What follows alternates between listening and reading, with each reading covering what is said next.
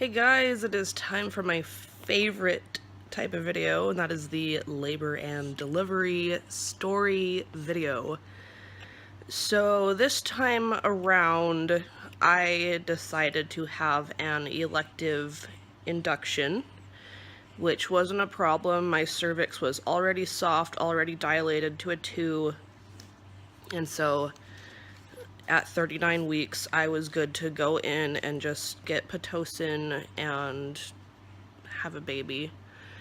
So I did that because I was just done. And I know that is like the worst reason to have an induction, but I mentally, physically was just done. So I had an appointment on Monday and I was just bursting at the seams and I was like, "Can I be induced?" And she was like, "Yeah, sure. How about Thursday? Because that's when I'm on call at the hospital." And I was like, oh my gosh. Which was July 27th.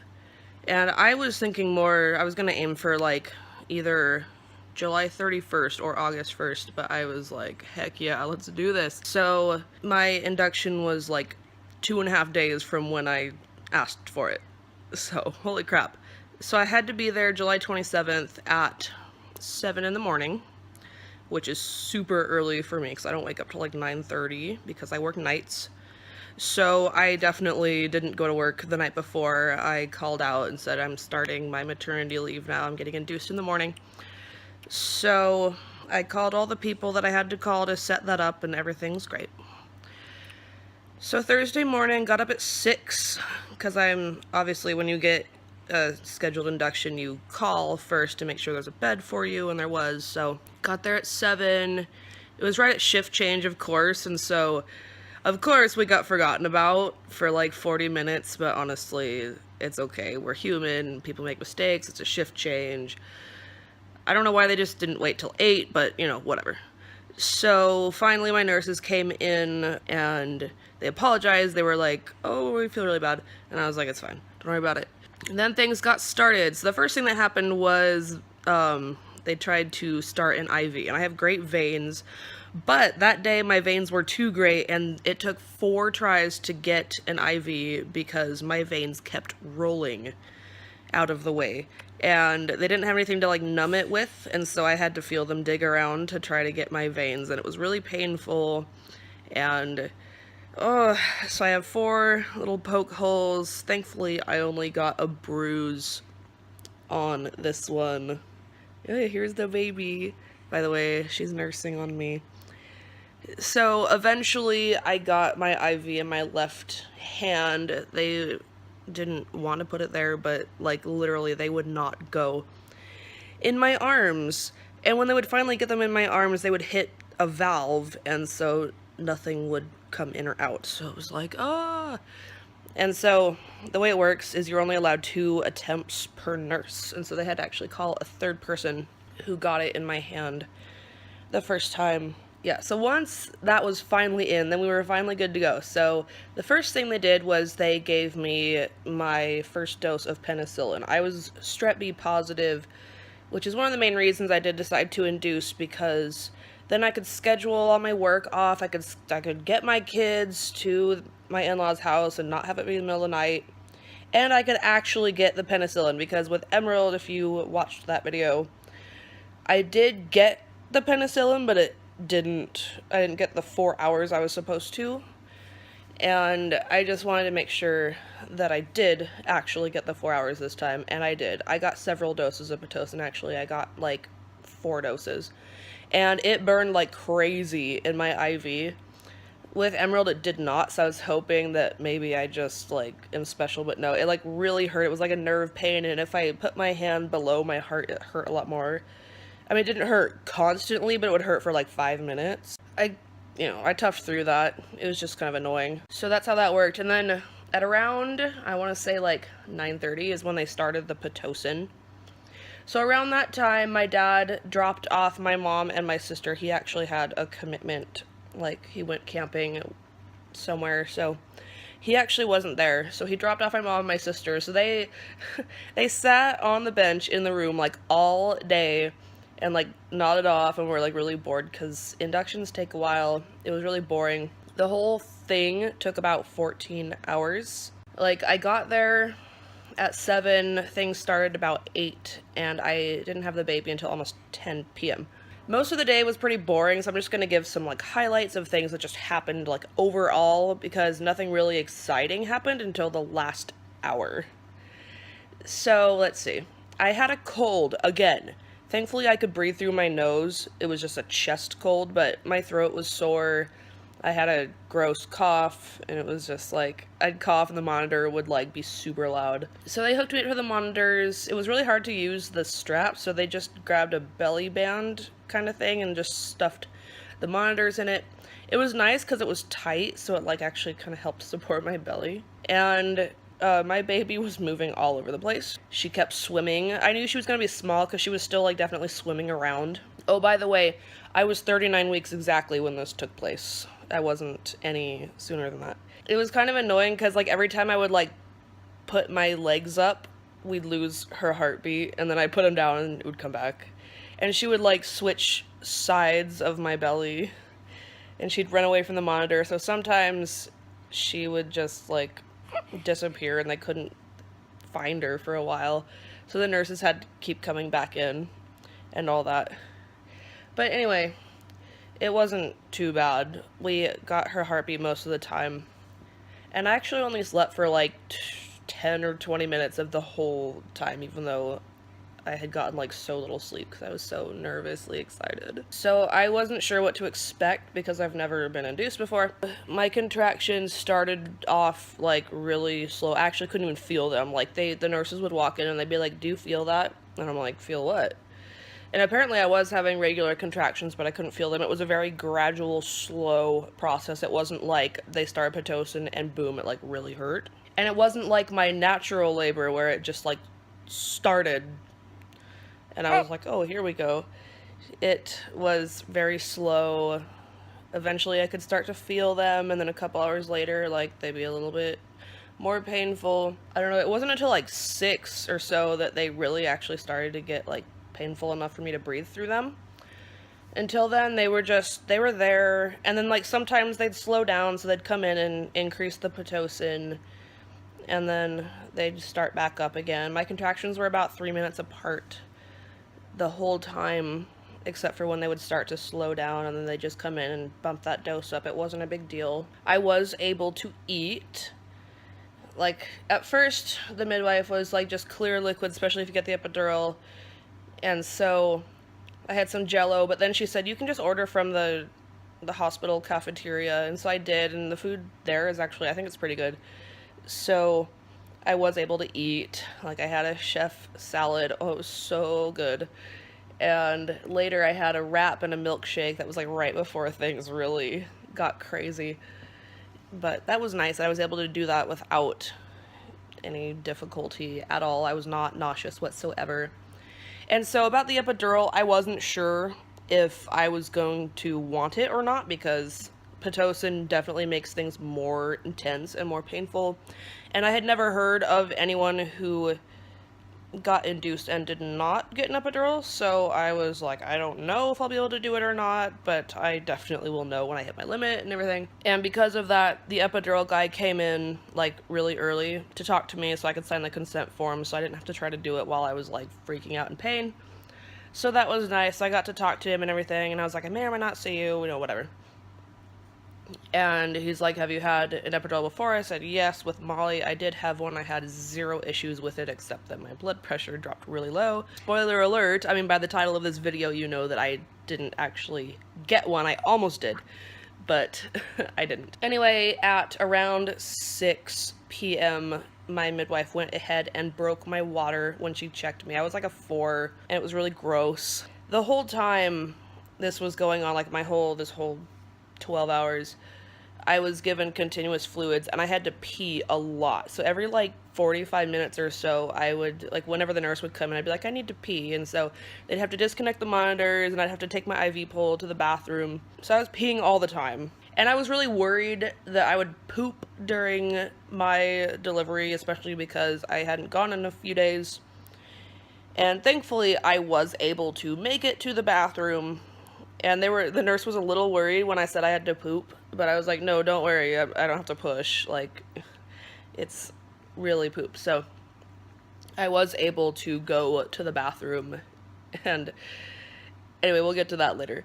But things started to get kind of painful around a little before 7. That's when I had to start breathing through contractions, and then about an hour or two later is when I had to start making noise through contractions, like going, oh, oh, like that. And it was kind of hard because, like I said, my throat was sore and like everything, and so I didn't want to like yell too much, but I did have to make noise through them eventually. I tried a couple different laboring positions, like I got on the birthing ball at one point, but I was getting pretty uncomfortable. And also I found out that they no longer have the birthing stool because it got all rickety, so they got rid of it and they didn't get a new one. So I was kind of like, oh crap, because I was kind of counting on that because that's what I wanted to deliver on again. So I was like, what am I gonna do? And that actually, because of that, it kind of influenced my decision to get an epidural, but we'll talk about what happened in just a sec. So at 9 o'clock, about 9, that's when crap hit the fan. So around 9-ish, the nurse came in, and I was like, I need to pee again. And when I got up, I noticed that I had my bloody show. And I was like, oh, there's my bloody show. Can I be checked? And at first she was like, well, we don't want to check you because your waters are broken or whatever. And I was like, well, I know, but I didn't feel an urge to push last time, which I didn't. And so I just want to make sure that I'm not like a 10. And so she's like, okay. So I went to the bathroom, came back, and I got checked. And she's like, you're a 7. And I was getting in some pretty serious pain at that point, and I was only a 7, and so I kind of blurted out, like, can I get the epidural? And she's like, yeah. So she went to go get the epidural guy, and I was like, I just don't want to worry about how I'm going to give birth, because the birthing stool is out, so I don't know how I'm going to deliver, but like, it is starting to get really painful. And they decided to up my Pitocin at the same time, which ended up being, like, really painful. So, literally right when she went to get it, my contractions suddenly got, like, extremely, like, 10 out of 10 painful. Like, I can't really accurately describe how painful they were, because now that I'm not in pain, it's like, I can be all lighthearted about it. But I was, like, yelling. I was, like, howling. Like, ah! You know, like, I didn't do that with Emerald because it never got that painful, but I was yelling. I was like starting to freak out, and I hit a point where I was like, I cannot do this anymore. It is too painful. I was begging for the epidural guy to hurry up, and they had to give me fluid. I needed 500 units. I don't know like what units they were, but I needed 500 units of fluid, and I was only on 300, and I was freaking out. I was like, how much longer? And she's like, oh, about 15 minutes. And I was like, I don't have 15 minutes. And I was freaking out. I was like crying. I was yelling. And the only thing that like saved my sanity was that I did have a little break in between. My contractions weren't very long. I mean, it was only like 30 minutes, or 30 seconds, but it was really intense pain, like 10 out of 10. And the thought of enduring that pain any longer made me like start to panic. Now, I recognize that, because when you have a natural birth, that is a point that you reach. It's this wall that you hit, and when you hit that, it actually means the baby's about to be born. And so I actually thought, like, I wonder if I'm about to give birth, because I've hit this wall and I recognize it. And so I'm freaking out, and suddenly, like, right when the epidural guy, like, walked in, like, I had a contraction, and then suddenly I felt like I had to poop. Like, the poop that was left inside me started coming out, and there was pressure, and I was like, uh-oh. And I was like, should I let them know that I'm feeling pressure suddenly? And I was like, no, I'm not gonna tell them, because then I won't be able to get the epidural and whatever. And then my next contraction, my body started pushing, and I was like, you know, yelling, and I was like, and the nurse was like, are you pushing? And I was like, yeah. And so everyone had left the room, so she's like, let me get the midwife. So she goes out of the room, gets the midwife, comes back in, she sticks her finger up, and she's like, yeah, you're having a baby. And I'm like, crap, I'm not going to get the epidural. So he was like just waiting for me. He's like, are you going to be able to hold still? And I'm like, I don't know anymore. And he was like ready to go. I mean, he had like the needle ready, and he was just waiting for me to sit up. And like, I had a contraction, I fell to the side, and I started pushing. And I was just like, uh-oh, I'm not gonna get it. I'm not gonna get it. And so the midwife was like, well, let's not pay for something you're not gonna use. And so the epidural guy realized I wasn't gonna be able to get it, so he noped out of there, and Ben ran to the lobby to get my mom and my sister. He got them back, and I didn't know if they had made it back or not because I wasn't facing them and I was a little bit busy. But they did all make it back. So I was like freaking out, like, how am I gonna deliver because I'm so uncomfortable?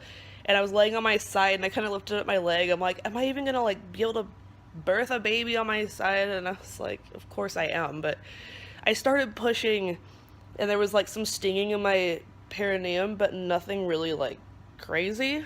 But I was yelling and pushing and making it really loud. It was really intense. It was a lot different from Emerald's birth. And I was like, I'm gonna poop, and I pooped, like everyone does. And TMI, it ran down my leg. It was really gross. And they're like frantically wiping it away.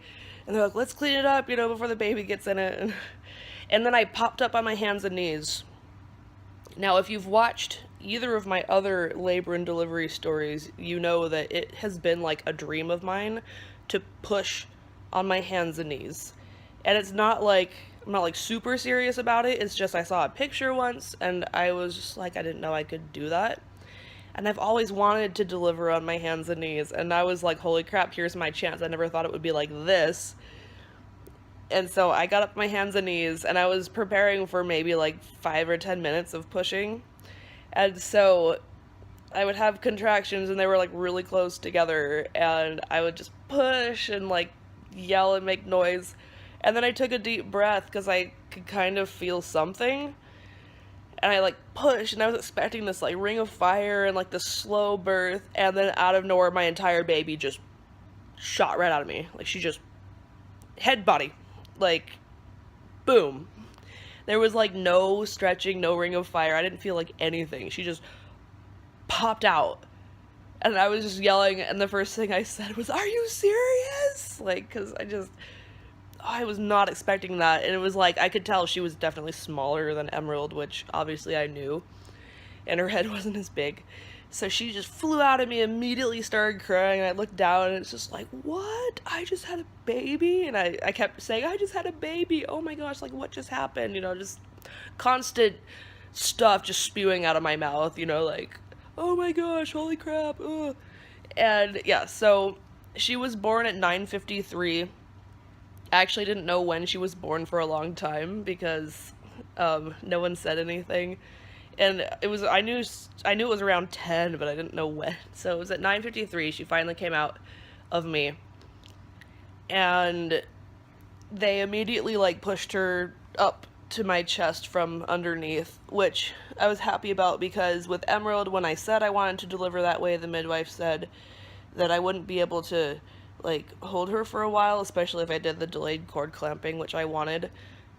So I was really surprised and happy that they like immediately pushed her up to me. And her cord felt really short, so I couldn't get her like really high up, and so I was kind of nervous about that. And they were like, okay, roll over. And I was like, okay. And I forgot that there was going to be like this big bloody mess down there, so my legs got all nasty and covered in blood and everything, but whatever. So, and I was just saying, oh, she's so tiny. Like, she was so small, because newborns are just small anyway, and she was smaller than Emerald, of course. And so I was just like, oh my gosh, she's so tiny. And she was crying right away. She looked great. So I was able to hold her, and I was able to roll over. So I rolled over, and I was like, man, I don't think I even tore. And they're like, oh yeah, you tore really bad. And I was like, oh, did I? Because it like didn't really hurt. And I did tear, and my mom actually later was like, oh yeah, you tore, I could see it, you were like gushing blood everywhere. And I was like, oh, okay. They immediately got to work stitching me up. So the hospitalist came by, and there were actually 3 people stitching me up, because my midwife has a student midwife, and so she did some stuff. So the 3 of them took turns like stitching me up. So I have a 3rd-degree laceration on my rectal sphincter muscle. which means I have a stitch or two in my butthole, and I tore the muscle that controls my butthole. Thankfully, it doesn't actually really hurt, and I was really surprised when they stitched me up. It didn't hurt. Like, they numbed, they numbed all that, and the stitches didn't hurt, and the numbing didn't hurt, and the aftermath didn't really hurt at all. It was completely opposite from Emerald. Like, my recovery was horrible with her. It was just so painful. It was probably just, like, the location of where I tore. And when they were stitching me, they're like, oh, we can tell you've torn before just by, like, how your tear is this time. And I was like, oh, okay. Is there a scar? And they're like, no, it's just, like, the way you tore. So I'm actually not exactly sure where all I tore, because I did not feel anything. They put a ton of stitches in. I actually asked them how many, and they're like, oh, we don't know. And I'm like, oh, okay. So I have no idea how many stitches I have, and I didn't even know they started until I felt the string like pull through. I was like, oh, you started. And I was just like chatting with them, and I was able to like have my baby the whole time. And so Ben cut the cord like right away, and I actually remember it this time, yay. And so he cut the cord, and so I was able to like pull her up higher. I was like, oh. And so after he cut the cord, I was like, oh crap, I'm gonna have to deliver the placenta, like, for the first time, because with Molly, it had an epidural, so they just pulled it out. With Emerald, I'm pretty sure it just fell out right after her, because I didn't have to do anything with it. So I was like, I don't know what this is gonna feel like, I don't know if it's gonna be painful, I don't know. And so the student midwife delivered the placenta. She, like, grabbed my cord, and apparently my cord was actually really long, but it just didn't come out until, like, she cut it, or until Ben cut it. The student midwife, like, grabs the cord, and she's like, okay, just, like, try to push. And so I was like, okay. So I just, like, pushed, and my uterus went, squeeze, and the placenta went pop, like, immediately. It just popped right out. And they're like, okay, placenta's out. And they didn't show it to me because my birth plan, I was like, I don't want to see it. And Ben was like, that placenta was as big as the baby. I'm like, yep, it is. It's what it's supposed to be, because it kind of covers the baby. So he was just like, it was so big. I was like, yeah, I know. And thankfully I didn't have to see it. But it all came out one piece perfectly, just bloop, like squeezing toothpaste, just came right out. So I was like, oh, thank goodness, that didn't hurt, I don't have to worry about it. And I was able to hold my baby, like, for, like, an hour, and so I just was like, okay, I'll just start nursing you, and she latched on immediately, and she wouldn't let go. She nursed for a long time, and they did take her to be weighed, I was like, yeah, of course you can do that, and she was still attached to me, so it was like, pop, and she got so pissed when they took her off, and she was crying, and so they took her over to the little baby warmer thing, and they weighed her, and she weighed 7 pounds, 6 ounces, and actually, like, according to my birth plan, I was like, I want to guess her weight, and so the midwife was like, how much do you think she weighs? And I'm like, well, definitely not 8 pounds. I was like, I'm going to say between 7 and 7.5. What do you think? And she's like, I'm going to say 7.5. And I was like, is she a big baby? I can't tell. And she's like, yeah, she's good size. Yeah, she weighs about 7.5 pounds. And Ben went over to take pictures of her and stuff, and they did, like, the eye ointment and the vitamin K shot and whatever, and they got her all wrapped up and handed back to me, and she just nursed, like, forever after that. And I was just holding her. They finished stitching me, and they're like, guess what, we're all done. I'm like, oh, sweet. I'm like, man, it, like, doesn't even hurt. And so at about 11, Ben drove my mom and sister back home, since neither of them can drive, so he took them home and came back, and I was still in the room, and he wasn't expecting that. He was expecting me to go to postpartum, but I actually ended up hanging out in the delivery room for quite a while, till maybe like 1 a.m. or so. And almost that whole time, she just nursed, and I finally handed her to bed, and she's all crying, and then she calmed down, so he finally got to hold her, and he was so excited, and I was just like taking pictures and everything, and I was like, I could finally update Instagram. Like, I was gonna update after my epidural and be like, alright, epidural's in, but I ended up having a baby first, so I did not end up having an epidural. I ended up having another natural birth, except for the whole I was induced. Other than that, it was a totally natural birth. I had no pain meds of any kind. So I'm really happy about that. Also, when I went to push, I wasn't worried about pushing. I knew that pushing, for me especially, the pushing hurts way less than the contractions, especially leading up to it. Like, pushing, you finally get relief from your contractions, and I didn't stretch out very much because she was so small.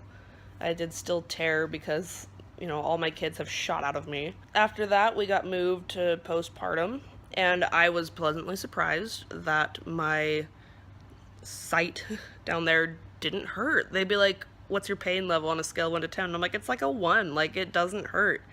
Like, obviously it's sore and it hurts when I get up, but I could stand up. With Emerald, it took like 5 minutes just to, like, get off the bed. And with Emerald, I had a catheter and everything. Like, I'm not even swollen up where my urethra is. Like, I'm swollen, like, further down, obviously, because that's where all my stitches are. But I don't need to use a peri bottle. I can wipe. I can, like, legit wipe. I don't have to just pat dry. I did good this time, and apparently this is, like, the worst tear I've had thus far.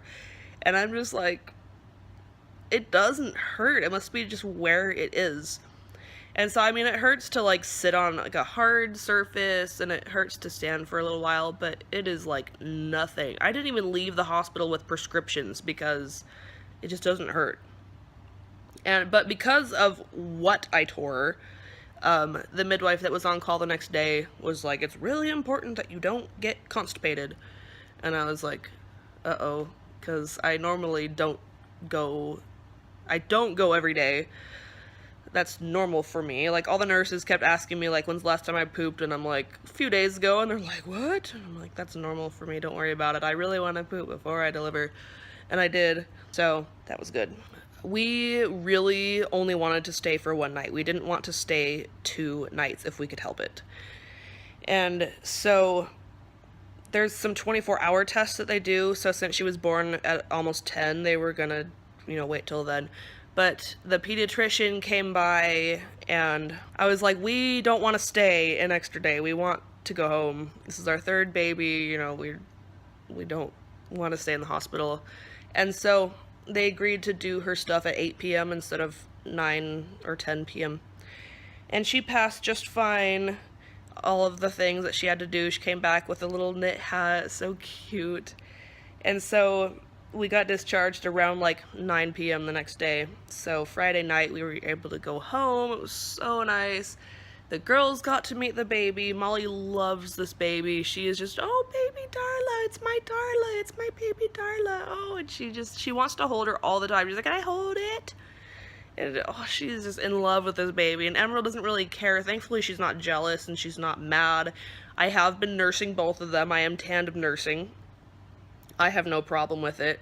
And she's been really good about it. There's only been once where she's just, like, gone on top of the baby and, like, pushed her out of the way with her head. But she's been good. So I'm really happy that Emerald isn't, like, super jealous about the baby or anything. So anyway, I had to come back to the hospital the next day for her other heel prick to make sure her jaundice level isn't too high, which is totally fine. I would rather do that than stay an extra day just to do that test. And so I did drive to the hospital Saturday to get her labs done. It's totally fine. Her level is totally normal. It is normal for it to rise a little bit. So it was like 7 point something, and then it rose to like 8. And for reference, Emerald, who needed the Billy lights, her level was like 17. So yes, baby Darla is not jaundiced. She does not need the Billy lights. I'm so happy about that. She can just sleep on us all day long. I have found the transition to 3 kids has been really easy, thankfully. Like, for as hard as my pregnancy was, postpartum is a breeze. And I have not burst into tears yet, surprisingly. Like, I'm sure I will. Like, I was kind of teary-eyed leaving the hospital, but, like, other than that, I thought for sure I'd lose it when, like, Molly and Emerald met her, but I didn't. And I'm just like, oh, this is so awesome. I'm not, like, weepy. I feel great. Everything is awesome with this little girl. So anyway, I feel like this is a really suburban white girl thing to do, but baby's first outing was to Target, of course. And so after the hospital visit, I went to Target with her. I was a little nervous because the first time we put her in the car seat, she hated it and she cried like the whole time, pretty much. But thankfully, she's starting to get a little bit used to it. When the car is going, she's fine. So I popped the car seat into the stroller and went to Target, and she did great. She slept the whole time. And so I was able to get all the medicine that I needed that was recommended at Target. And I looked at the clothes, but I actually didn't get any. I know, like, shocker, but... So the midwife that said don't get constipated told me to take Senna and Colace every day. So I got those, and so I will be taking them every day, and hopefully they'll help me go. It's supposed to be a laxative, but I took it a day ago and nothing's happened, of course. We'll see how that goes. I also bought some ibuprofen just in case, because it is hurting a little bit more now that it's like day 3. I am 2.5 days postpartum. She is 2.5 days old right now. She is so tiny. It's like I can't even portray like how little she is. She is my smallest baby. She is about 1/2 pound smaller than Molly, and you know, like 1.5 pounds smaller than Emerald, and she's only 19 inches long, so she's a little peanut. But my milk came in this morning, so it is Sunday today, so finally she's gonna gain it all back. She lost down to like 7'1", I think, or something like that, so it's all back up from here, and I don't know how fast she's gonna grow. I have a feeling she's gonna be like Molly, but yeah, she's doing great. So tomorrow I have to make like a bunch of phone calls to schedule all my appointments that I need for me and her. But everything is smooth sailing, and so far 3 kids has been easy, and I hope it stays that way for a long time. Any more kids? I don't know. I could be done. I'm probably not. I think I'm gonna have one more, but at this point I am like totally cool with just 3. I am enjoying the newborn stage. I'm enjoying how cute she is and all that good stuff. So I weighed myself. I've only lost like 10 pounds, but I'm really happy I did not ever hit 200 pounds. My feet, they did hurt, but I'm so happy I didn't hit 200. I managed to I gained about 50 pounds, but I weighed less. I was in a little bit better shape. So I got up to like 198 at the highest.